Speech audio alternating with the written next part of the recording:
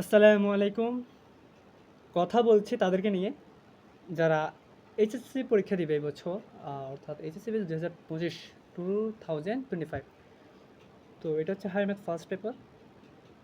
আমাদের first part question পেপারে দুটি পার্ট থাকে, একটা হচ্ছে ক বিভাগ আর একটা হচ্ছে খ বিভাগ। তো ক বিভাগে মেনলি ম্যাট্রিক্স ও নির্ণায়ক, সরল রেখা, বৃত্ত, এই তিনটে চ্যাপ্টার থেকে কোয়েশ্চেন হয়। আর খ বিভাগ থেকে এই ত্রিকোণমিতি ত্রিকোণমিতি তারপর হচ্ছে অন্তরীকরণ, যোগজীকরণ, এখান থেকে কোয়েশ্চেন হয়। এগুলো তোমরা জানো, তারপর আমি রিপিট করছি আর কি। তো এখন তুমি কীভাবে ভালো মার্ক অ্যাচিভ করবা, এটা হচ্ছে কথা। ম্যাট্রিক্স ও নির্ণায়ক অনেক সোজা চ্যাপ্টার, এখান থেকে তোমাদের আনসার 100% করতে হবে। এরপর আসে সরল রেখা এবং বৃত্ত।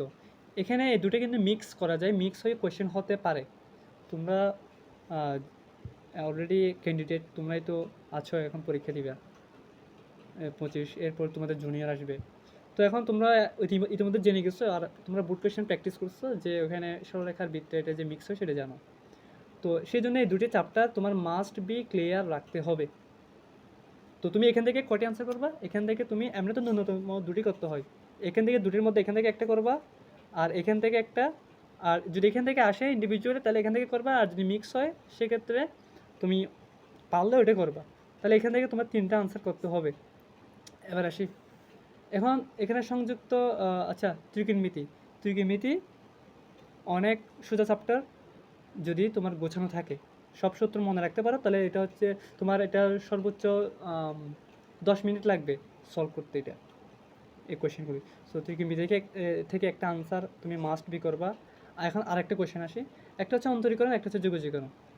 তো অনেকেই এগুলি শেষ করতে পারে না। তোমরা যদি ডিপ্রেশনে থাকো যে আমার এখনও অন্তরীকরণ যোগজীকরণ শেষ হয়নি, আমি কি ভালো মার্ক তুলতে পারবো, অথবা আমি কি প্লাস পাবো কি না, ওইরকম তোমরা অনেক মানে টেনশনে থাকো, কনফিউজড থাকো।